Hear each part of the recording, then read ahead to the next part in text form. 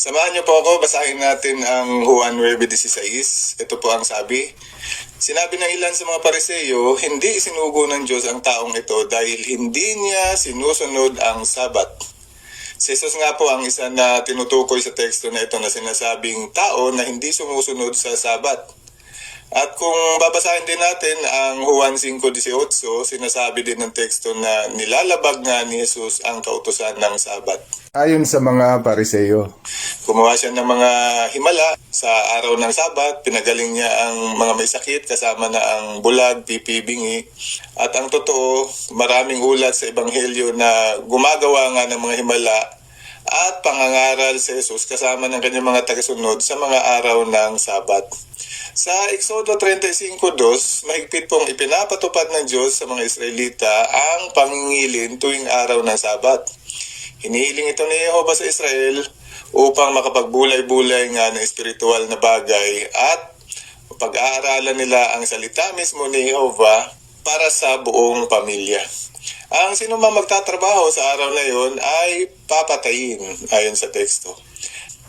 Kung iisipin, parang may dahilan nga talaga ang mga Pariseo para patayin si Jesus dahil nagpapagaling siya ng mga may sakit at gumagawa ng mga bagay-bagay sa araw ng Sabat. Sa ulat ng Lucas 4:16, hindi naman po layunin ni Jesus na labagin ang Sabat. At katunayan, mababasa din sa teksto na lumaki siya na patuloy na sumusunod. Hindi lang ang mga nakatakdang gawain ng Sabat, kundi sinasabi din ng teksto na nakaugalian niya at ng kanyang pamilya na sundin ang mga itinakdang gawain at seremonyas ng lahat ng batas na nakapaloob sa batas ng kautusan na tinawag ding ang tipang mosaiko. Dapat po nating maunawaan na ang buong tipang kautusan na ito o ang batas mosaiko kung saan nakapaloob ang kautusan tungkol sa pangingilin ng mga Israelita sa araw ng Sabat ay hindi po kailanman nakapagpapasakdal sa sangkatauhan. At ang pagsunod sa mga kautusan, bagaman hinihilingan ni Jehovah sa kanila upang mapatawad ang kanilang mga kasalanan, hindi po nito kayang tumbasan ang darating na mas mabuting bagay na tumutukoy naman sa mesyanikong tipan na kilala rin bilang ang batas o ang kautusan ng Kristo. At ang handog ng mga hayop na hinihiling ng tipang mosaiko ay hindi kayang magkaloob ng buhay na walang hanggan ng kahit sino mang tao. Ito rin ang dahilan kung bakit sa tuwing nakakagawa ng kasalanan ng Israel, kailangan din nilang paulit-ulit na mag-alay sa Diyos ng mga handog na hayop na susunugin upang mapatawad ng Diyos. sinasabi ng Hebreo 10 talatang 4 sabi, dahil hindi maaalis ng dugo ng mga toro at ng mga kambing ang mga kasalanan. Kaya, napapatawad lang ang kasalanan ng dugo, ng toro at kambing. Pero kung magkakasala pong muli ang isang Israelita, kailangan niya po ulit na maghandog ng dugo ng hayop upang muling mapatawad. Hindi katulad ng dugo ng kordero na si Jesus, ang minsanang handog niya ay epektibo sa paulit-ulit nating pagkakasala at mapapatawad tayo ni Jehovah kung magsisisi tayo at humingi ng tawad sa Kanya. Yan naman, sinasabi ng Hebreo 10:1, basahin po natin, ito ang sabi, ang kautusan ay may anino ng mabubuting bagay na darating. Pero hindi ang mismong mga bagay na yon, kaya hindi nito kailanman kayang gawing perpekto ang mga lumalapit sa pamamagitan ng paulit-ulit na mga handog na patuloy na iniaalay taon-taon. Kaya maunawaan natin na ang batas mosaiko at ang lingguhang pangingilin ng araw ng Sabat panahon sa sinaunang Israel ay hindi talaga ang pinakatampok na tipan ng Diyos para sa sangkatauhan. Meron pa raw isa na mas mabuting bagay na darating. Kaya tinawag din ito ng teksto na anino lamang ng mas mabuting bagay na darating. Mahal kasi ng Diyos ang buong sangkatauhan ayon sa Juan 3:16. Subalit, ginawa po ng Diyos ang tipang kautusan o ang batas mosaiko kasama na ang pangingilin sa araw ng Sabat para sa bansang Israel lamang po ayon sa mababasa sa Exodo 31:13. Kaya bagaman makakabuti naman talaga sana sa Israel ang batas mosaiko, hindi po makikinabang ng husto ang buong sangkatauhan mula sa ibang lahi dahil primarily ginawa nga lang para sa mga Israelita ang batas mosaiko kasama na ang pangingilin ng Sabat. Kung bakit sinasabi ng Biblia na anino lang ng mas mabuting bagay ang tipang kautusan dahil ang haing pantubos ng mga hayop noon na hinihiling ni Jehovah sa mga Israelita ay hindi po kailanman papantay sa sakdal na buhay na naiwala ni Adan. At ang tanging tutumbas lang na haing pantubos upang mabayaran ang sakdal na buhay na naiwala ni Adan at posibleng makapagbigay ng buhay na walang hanggan sa buong sangkatauhan ay ang sakdal na buhay lamang ni Jesus.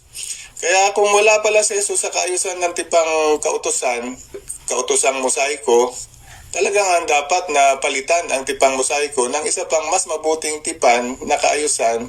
At ito na nga ang Messianic Covenant o ang Messianicong tipan na kung saan si Jesus o ang Mesias ang magiging haing pantubos at hindi ang mga hayop bilang handog.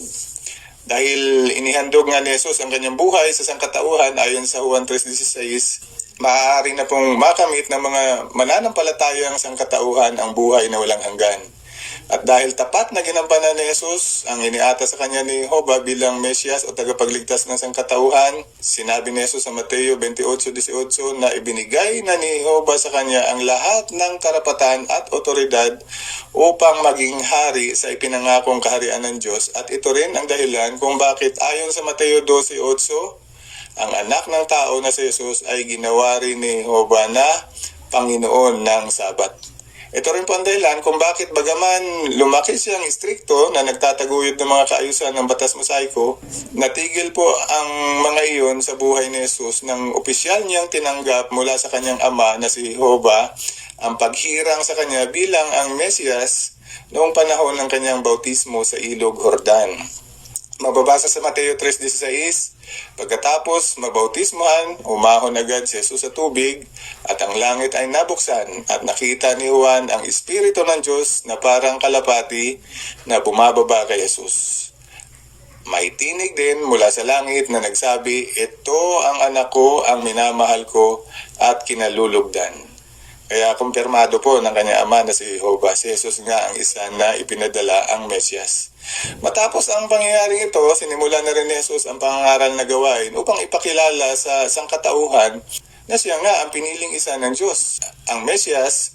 At noong panahong ding yon, nagkabisa na po ang pagpapalit ni Jehovah ng batas ng Kristo o batas ng Mesias sa mas naunang batas mosaiko. Ito rin ang dahilan kung bakit natigil na ang pagtataguyod ni Jesus at ng kanyang mga tagasunod sa pangingilin sa araw ng Sabat kasama na ang iba pang mga seremonyas ng batas mosaiko maliban lang sa ilang batas na sinasabi ng Biblia na pinanatili upang sundin dahil kailangan talagang sundin ayon sa Gawa 15:28-29.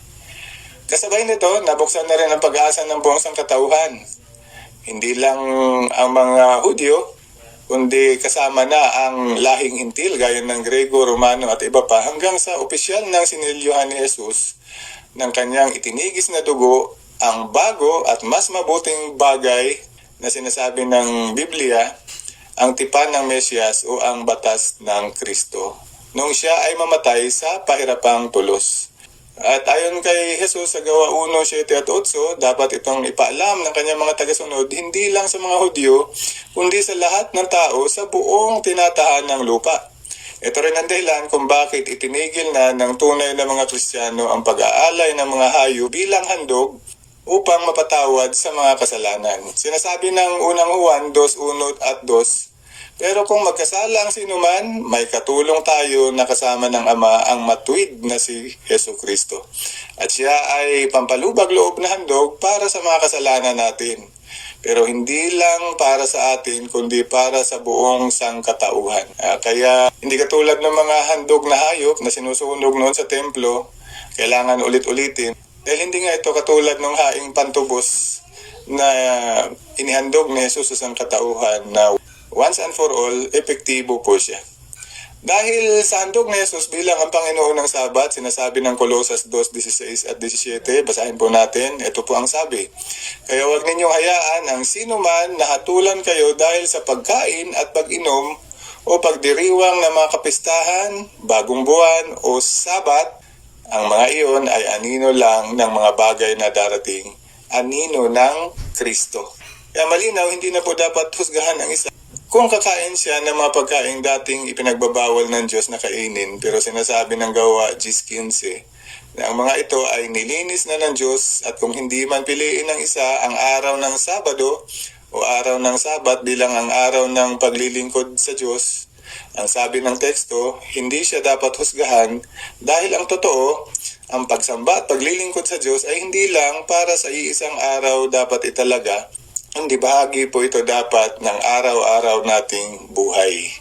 Kung igigiit ng isa na dapat pa rin ipangilin ang araw na Sabat, na ayon sa nabasang teksto sa Exodo 31:13 ay para lang pala sana sa mga Israelita, hindi po makatwirang laktawan na lang ang iba pang 600 na mga batas kasama na ang 10 malalaking utos ng Diyos na nakapaloob sa batas mosaiko, at isa lang ang pipiliin. Pag-isipan po ito. Kahilingan po ng Diyos sa batas mosaiko ang pagtutuli ng lahat ng kalalakihan sa buong Israel, at kahit na ang mga dayuhan o banyaga sa gitna nila ay hinihilingan na dapat magpatuli din gaya ng nakasulat sa Genesis 17:12 hanggang 14. Kamatayan din po ang hatol sa mga susuway ayon sa teksto. Kaya ano po ang mangyayari kung ang isang hintil na hindi naman tuli ay gustong maging Kristiyanong tagasunod ni Jesus? Tatanggihan kaya siya ni Jesus dahil isa siyang hindi tuli? Yan nga po ang naging tagpo noon sa Jerusalem ayon sa Gawa 15:5. Basahin po natin. Ito po ang sabi. Pero ang ilan sa dating miyembro ng sekta ng mga Pariseo na naging mananampalataya ay tumayo at nagsabi, dapat silang tuliin at utusan na sundin ang kautusan ni Moises. Kaya papaano nga tumugon ang mga apostol ni Jesus sa bagay na ito? Malinaw po nilang naunawaan kung papaano hindi nakahilingan ng Diyos ang literal na sabat at iba pang kautusan ng batas mosaiko. Hindi na rin kahilingan ng Diyos sa Misyanikong Tipan ang pagtutuli, at ayon sa Gawa 15:8 hanggang 11, dahil sa batas ni Kristo, ang puso na po ng tao ang makasagisag na tinutuli ng banal na Espiritu ni Jehovah sa pamamagitan ng pagdadalisay na ito ayon sa katotohanan ng kanyang salita at sa di mapantayang awa at pagmamahal ng Diyos at ng kanyang anak na si Jesus. Hindi rin naman kasalanan ang pagpapatuli kung gustuhin man ng isa dahil wala rin namang batas si Jesus na nagbabawal na magpatuli ang kanyang tagasunod, at syempre itinuturing din naman ang pagtutuli bilang bahagi ng proper hygiene. Pero kung ipipilit mo pa rin ang literal na lingguhang sabat bilang isang kahilingan ng Diyos sa mga Kristiyano, hindi ba dapat tuparin mo din ang lahat ng iba pang kahilingan ng Diyos sa batas mosaiko? Hindi mo rin ba tatanggapin bilang isang Kristiyano ang isang dituling lingkod ng Diyos? Pero ang totoo, hindi na po hinihiling ng Diyos para sa mga Kristiyano ang mga kahilingan ng batas mosaiko, maliban sa sinasabing iilan na kailangan pa rin. Kaya malibang nilabag nga ni Jesus ang araw ng Sabat ayon sa Juan 5:18, pinalitan na po niya ang buong mosaikong tipan ng batas ng Kristo. At wala pong may susumbat ang sinuman dahil tinalaga po siya ni Jehovah bilang ang Panginoon ng Sabat. At bilang Panginoon ng Sabat, sinabi mismo ni Jesus sa Mateo 28:18, ibinigay na sa kanya ang lahat ng otoridad sa langit at sa lupa. Pero nilabag ba talaga ni Jesus ang Sabat? Ang sagot, hindi po. Kung bakit nagpapagaling si Jesus ng mga may sakit at gumagawa ng mga bagay-bagay sa araw ng Sabat, ay dahil alam niya na matapos siyang bautismuhan, ay talaga na po siya ng kanyang ama na si Jehovah bilang ang Mesyas, ang Panginoon ng Sabat, na nagtataglay ng karapatang tapusin na ang unang kaayusan ng tipang mosaiko at ng Sabat, at ipalit naman ang mas mabuti at mas kapaki-pakinabang sa buong sangkatauhan na kaayusan ni Jehovah, ang Misyanikong Tipan o batas ng Kristo. Nawala na po ng bisa ang batas mosaiko matapos ang bautismo ni Jesus. At ito nga ang sinasabi ng Hebreo 10:9-11, ang sabi, inalis niya ang una para itatag ang ikalawa. Dahil sa kalooban na ito, napabanal tayo sa pamamagitan ng paghahandog ng katawan ni Jesucristo ng minsanan. Pero ang tanong, bakit sinasabi ng Hebreo 4:9? Kaya mayroon pang pahinga na gaya ng Sabat para sa bayan ng Diyos. Ibig bang sabihin dapat para ipagdiwang ng mga Kristiyano ang Sabat? Hindi po yan tumutukoy sa literal na araw ng Sabat. Yamang napalitan na nga ang buong tipang mosaiko kasama ang literal na araw ng Sabat. Gaya na sinasabi ng teksto, gaya lang ng Sabat ang mababasa natin. O ibig sabihin, katulad lang ng Sabat. Kaya hindi talaga literal na Sabat ang tinutukoy. Kung hindi pala literal, ano pala ang tinutukoy ng teksto na tulad ng Sabat? Kung papaanong nagbubulay-bulay ang mga Israelita sa espiritual na mga bagay tuwing araw ng Sabat at binubulay-bulay din nila ang kabutihan ni Jehovah sa kanila, ang mga Kristiyano sa ngayon ayon sa Hebreo 4:11 ay hinihilingan din ng Diyos hindi lang na isang araw sa isang linggo, kundi araw-araw dapat bulay-bulayin din ang kabutihan ng Diyos at pagsikapang mamuhay sa kanyang mga pamantayan sa buong buhay nila. Sa paggawa nito, pumapasok ang isang lingkod ng Diyos sa kanyang kapahingahan, ang simbolikal na araw ng Sabat.